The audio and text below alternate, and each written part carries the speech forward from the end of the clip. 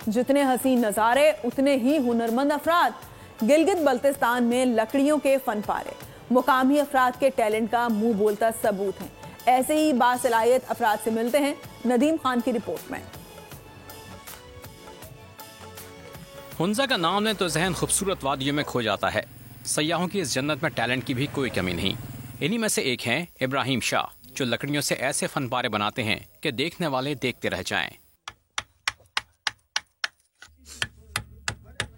इब्राहिम शाह दरिया के बहाव के साथ आने वाली लकड़ी के टुकड़ों और पहाड़ों में पड़े हुए लकड़ी के टुकड़े जमा करते हैं, जिनको तराश खराश कर असल शक्ल में बनाया जाता है। शुरू से बचपन से ही आर्ट की तरफ एक राग़िब तो मैं था। जो भी मुझे नजर आता है यार इसमें कुछ ना कुछ तो बनेगा। हर वुड के अंदर, वो वुड सोल कहता है ना, उसका भी अपना एक रूह है जो उसके अंदर है। पोशीदा था, पर्दा था उसके ऊपर, उसको साफ करके उसको सामने लाया। जब उसको आर्ट फॉर्म में कन्वर्ट किया तो वो एक अजीब व गरीब शिकार बन गया।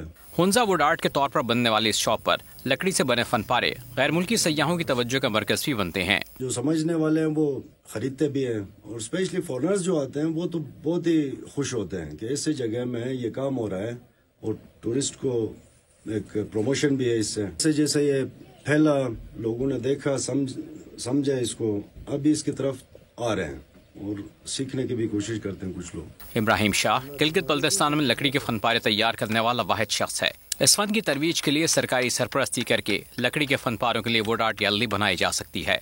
कैमरामैन फरमान करीम बेग के साथ नदीम खान, बोल न्यूज, हुंजा। सब्सक्राइब करें और बेल दबाएं ताकि कोई खबर रह न जाए।